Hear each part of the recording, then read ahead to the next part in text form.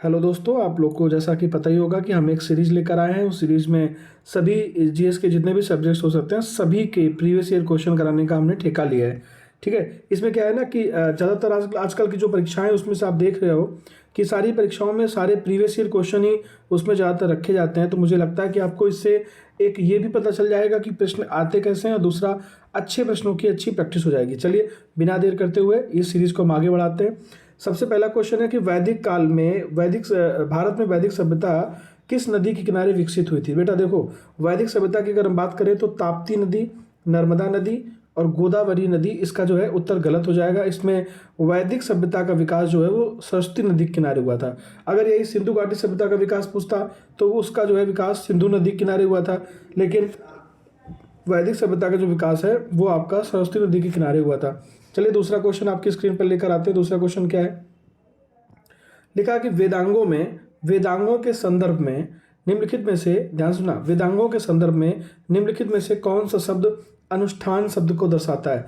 देखिए, अनुष्ठान शब्द का मतलब आप लोग शायद समझते ही होंगे कि एक ऐसा प्रोग्राम जो कि धार्मिक हो और पूर्व प्रायोजित हो, उसको कहते हैं। फिर से क्वेश्चन पढ़ लीजिएगा कि वेदांग के संदर्भ में निम्नलिखित शब्दों में से अनुष्ठान शब्द किसको दर्शाता है। तो ये व्याकरण का संबंधित तो है नहीं, शिक्षा संबंधित तो यह है नहीं, छंद से संबंधित तो यह है नहीं, तो इसका जो सही उत्तर होगा वो कल्प होगा। अगर क्वेश्चन पूछा जाए कि वेदांगों के संदर्भ में निम्नलिखित में से कौन सा शब्द अनुष्ठान शब्द को दर्शाता है, तो उसका उत्तर क्या होगा, कल्प होगा। बेटा याद रखना, ये क्वेश्चन एसएससी सीजीएल परीक्षा 2019 में पूछा भी गया है। तीसरा क्वेश्चन लिखा हुआ है कि रावी नदी का वैदिक नाम क्या है। वैदिक नाम का मतलब होता है कि रावी नदी को वेदों में किस नाम से जाना जाता है। तो देखो, कालिंदी नहीं है, सतुद्री सतलज को है, अस्कनी नहीं है। इसमें जो सही उत्तर होगा वो होगा परुष्ण नदी। यानी रावी नदी का जो प्राचीन नाम है वो है आपका परुष्ण नदी। याद रखिएगा, इंपॉर्टेंट है, ये पेपर में आता है और आएगा। देखो, ये एसएससी सीपीओ परीक्षा 2016 में पूछा गया है, इसलिए आपके लिए सारे क्वेश्चन आपके इंपॉर्टेंट हैं।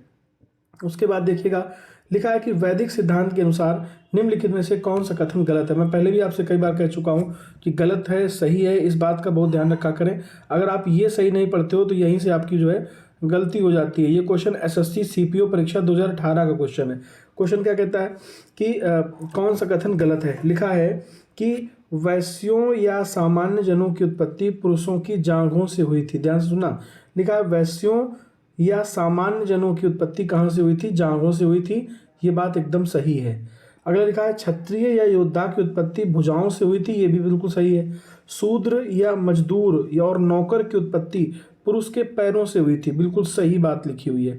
यहाँ पर लिखा है ब्राह्मण और पुरोहितों की उत्पत्ति कानों से हुई थी। ये गलत है। आप सबको पता होगा कि ब्राह्मणों की उत्पत्ति कहाँ से हुई थी, नाभि से हुई थी। कहाँ से हुई थी, नाभि से। तो इसलिए जो है डी नंबर इसका जो है सही उत्तर होगा। अगला क्वेश्चन देखिए, हम स्क्रीन पर लेकर आते हैं। क्वेश्चन नंबर 5 है। उसमें लिखा है कि नदी, कौन सी नदी वैदिक सभ्यता, देखो हम अभी आपको थोड़ी देर पहले बता के गए थे कि अगर ये पूछा जाए कि वैदिक सभ्यता का विकास किस नदी के किनारे हुआ है, तो आप लोग को भी बताया था थोड़ी देर पहले कि वो सरस्वती नदी है। ये क्वेश्चन भी सीपीओ परीक्षा 2018 में पूछा गया है। देखिए 6 नंबर क्वेश्चन को लेकर आते हैं। इसमें लिखा है कि चारों वेदों में सबसे पुराना वेद कौन सा है। तो ये तो आपको बेसिक क्वेश्चन है, आपको पता ही होगा कि सबसे पहला वेद कौन सा है, ऋग्वेद। और ये जो है सामवेद और यजुर्वेद, अथर्ववेद उसके बाद के हैं। सबसे नया वेद कौन सा है, अथर्ववेद। ऋग्वेद के बाद का वेद कौन सा है, सामवेद। सामवेद के बाद का वेद कौन सा है, यजुर्वेद। लेकिन सबसे नया वेद कौन सा है, अथर्ववेद। लेकिन सबसे पुराना पूछा गया है। और ये क्वेश्चन आरआरबी एनटीपीसी परीक्षा 2019 का क्वेश्चन है, इसलिए आप लोग इसको और ध्यान से देखिएगा। अगला क्वेश्चन देखिए, 7 नंबर क्वेश्चन आपके स्क्रीन पर लगा हुआ है, ध्यान से सुनिएगा।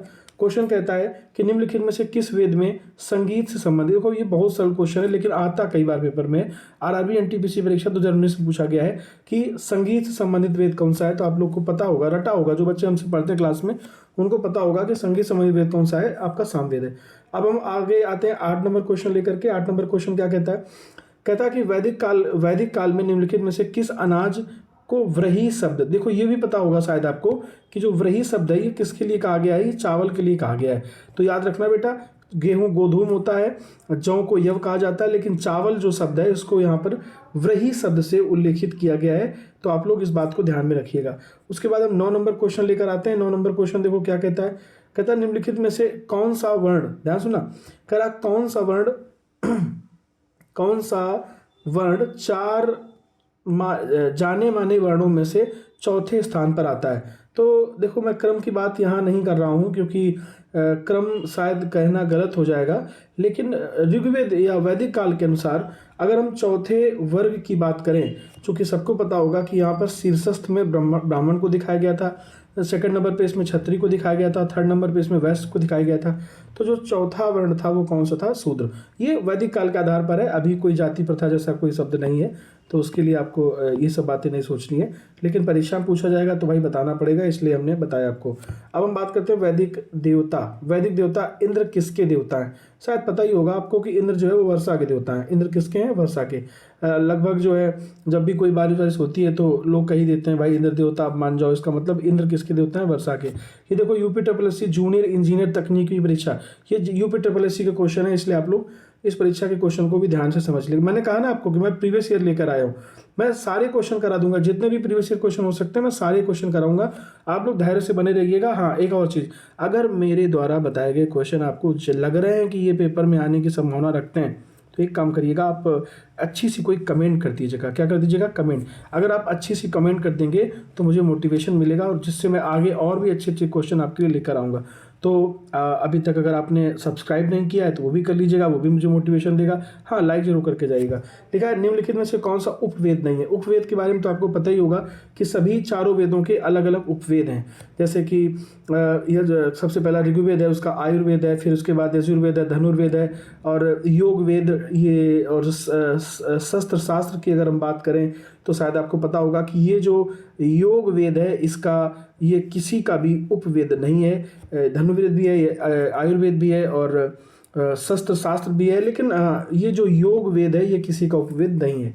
अगला देखो क्या है लिखा है बेटा कि पंचगव्य। हाँ, पंचगव्य शायद आपको पता होगा कि जो 5 अमृत कहे गए हैं, पृथ्वी के अमृत जो 5 कहे गए हैं। हालांकि ये कहना भी शायद गलत है कि ये गोबर जो है ये भी पंचगव्य में आता है, लेकिन आता है, मानना पड़ेगा भाई, आता है तो मानना पड़ता है। तो फिर क्या है कि पंचगव्य में वो कौन सी चीज़ है जो नहीं है? तो बेटा याद रखना, पंचगव्य में तुलसी नहीं आती है ना। तुलसी जो है वो पंचगव्य में नहीं आती है। गाय का दूध भी आता है, गाय का घी भी आता है, गाय का गोबर भी आता है, लेकिन तुलसी पंचगव्य में नहीं आता है, बाद में डाला जाता है। अगला देखो 13 नंबर क्या है? 13 नंबर क्वेश्चन कहता है महाजनी प्रथा सबसे पहले उल्लेखित की गई थी प्राचीन ग्रंथ, यानी कौन सा प्राचीन ग्रंथ था जिसमें महाजनी प्रथा, महाजनी शायद समझते ही होंगे, जिसमें कोषागार से धन लेने की जो बात की जाती है, या ऐसे लोगों जो किसी भी गरीब व्यक्ति को लोन पे पैसा देते हुए महाजन कहलाते हैं। तो ये महाजन शब्द किसके लिए कहाँ पर कहा गया है? तो शतपथ ब्राह्मण में ये पूछा गया है। ये चकबंदी लेखपाल परीक्षा 2015 का क्वेश्चन है, इसलिए आप लोग इसको भी समझ लीजिएगा। ये वैदिक काल का एक अच्छी सीरीज चल रही है जिसको आपको तैयार करना है। उसके बाद देखो भैया अगला क्वेश्चन आपकी स्क्रीन पे लग चुका है, 14 नंबर क्वेश्चन है कि शतपथ ब्राह्मण और तैतरी ब्राह्मण। देखो पहला कौन सा है? शतपथ ब्राह्मण और तैतरी ब्राह्मण ये किस ग्रंथ, किस वेद के मूल ब्राह्मण पाठ हैं? तो बेटा याद रखना ये यजुर्वेद के। देखो ऋग्वेद के भी अपने ऐतरेय औसत की हैं, सामवेद के भी हैं और यजुर्वेद के भी हैं, तो सबके अपने अपने ब्राह्मण ग्रंथ होते हैं, इनको जरूर याद रखना है। कौन किसका ब्राह्मण ग्रंथ है बेटा ये भी याद रखना है, जो कि पेपर में क्वेश्चन पूछा जाता है। तो आपको याद रखना है कि शतपथ और ब्राह्मण और तैतरी ब्राह्मण ये जो है यजुर्वेद के हैं, आप लोग को याद रखिएगा। अगला क्वेश्चन देखो आपकी स्क्रीन पर हम लेकर आते हैं। अगला क्वेश्चन है ऋग्वेद में निहित गायत्री मंत्र किस देवता को समर्पित है? देखो देवता पूछा गया है, अगर देवता पूछा जाता है तो आप क्या उत्तर दोगे आपको पता ही होगा, लेकिन मैं देवता को पूछा गया है और इसमें अग्नि दिया है जिसको नहीं समर्पित है, इंद्र दिया गया नहीं समर्पित है, मारुत दिया गया नहीं समर्पित है। ये समर्पित किसको है बेटा? सूर्य को। किसको समर्पित है? सूर्य। लेकिन सूर्य के साथ एक और शब्द याद रखिएगा, सावित्री। किसका? सावित्री। तो याद रखना अगर सूर्य ऑप्शन में नहीं मिलेगा तो उत्तर मिलेगा सावित्री। और देखो इसमें डी ऑप्शन में सावित्री दिया गया है, आप लोग यही क्वेश्चन सही करिएगा। ये एलडीए परीक्षा 2015 का क्वेश्चन है, इसको भी अच्छे जो है तरीके से समझ लीजिएगा कि ये क्वेश्चन, देखो मैं हमेशा कहता हूँ, मैं एग्जाम हॉल में भी मैं हमेशा अपनी क्लास में बताता हूँ बेटा ये क्वेश्चन आते हैं पेपर में, बच्चे समझते हैं तो वो शायद समझ जाते हैं। वैदिक काल में किस धातु का प्रयोग किया गया ये तो पता ही होगा, चांदी, लोहा और सोना का प्रयोग किया गया होगा। लेकिन एक बात हम आपको बता दें कि सबसे पहले पूछा गया है किस धातु का प्रयोग किया गया है, तो सबसे पहली धातु कौन सी है? तांबा। हालांकि वैदिक काल के लोगों ने लोहे का भी प्रयोग किया है, लेकिन वो उत्तर वैदिक काल में अंत में बिल्कुल किया है। जो पहली सबसे धातु थी वो कौन सी थी? तांबा थी, इसलिए आप लोग इसको ध्यान रखिएगा।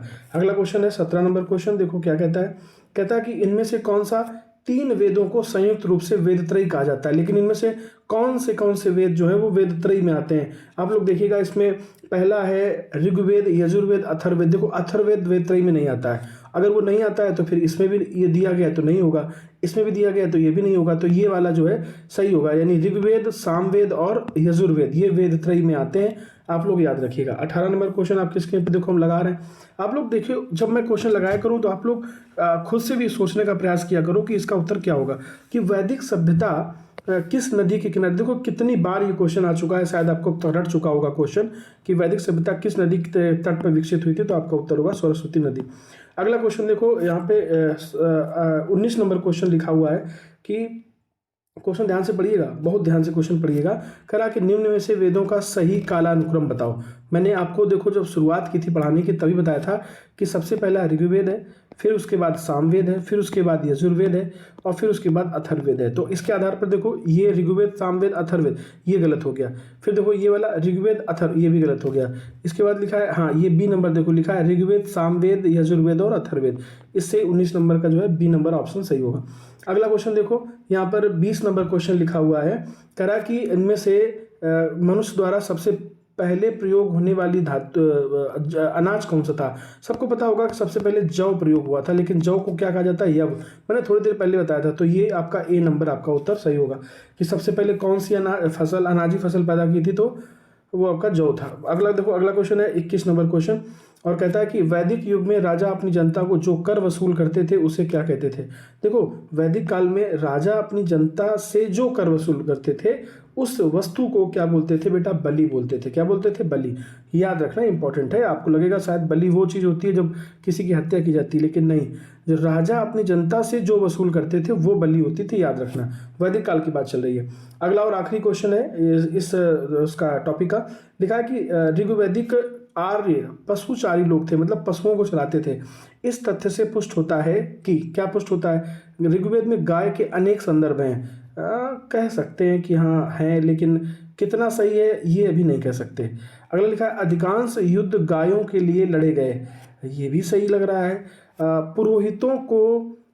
पुरोहितों को दिए जाने वाला उपहार प्राय, हाँ बेटा देखो यहाँ पर जब एक से अधिक सही होने की संभावनाएं होती हैं तो उसका उत्तर जो है वो होता है डी। क्या होता है, डी। अभी क्या है कि अगला क्वेश्चन, हाँ नहीं है, बस यही इतना ही क्वेश्चन थे।